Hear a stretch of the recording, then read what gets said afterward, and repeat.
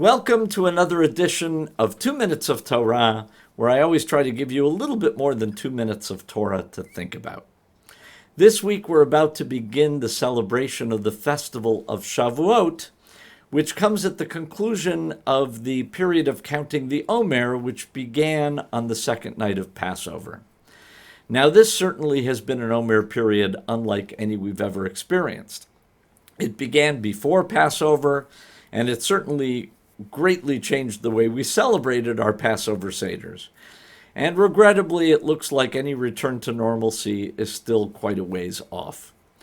But in the midst of this devastating pandemic, it's also clear that it unleashed a great deal of creativity as we found new and innovative ways to connect and communicate with one another.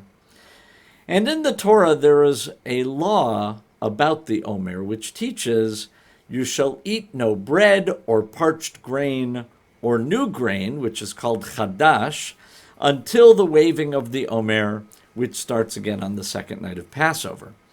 The reasoning behind this law is clear. It seems that you shouldn't enjoy new things until they receive God's blessing.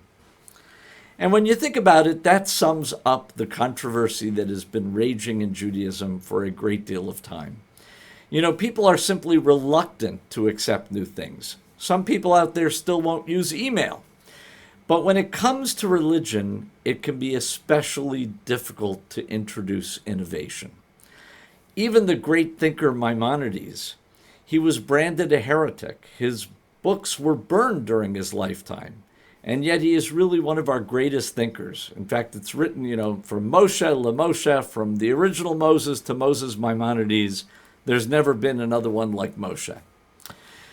We continue to evolve whenever we had a great challenge. The destruction of the temple is a great example of that.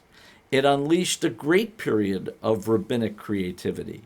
It invented things like the Passover Seder, when you could no longer do the Paschal offering, and of course led to the Siddur, replacing the sacrificial system. And I think we're kind of happy to have a Siddur rather than have to be sacrificing bulls and calves today. So the truth is the Yashan, the old, and the Hadash, the new, tradition and change have always kind of competed with one another, and Judaism has always developed and grown out of the conflict between these two forces. And similarly, the pandemic has imposed profound changes upon us.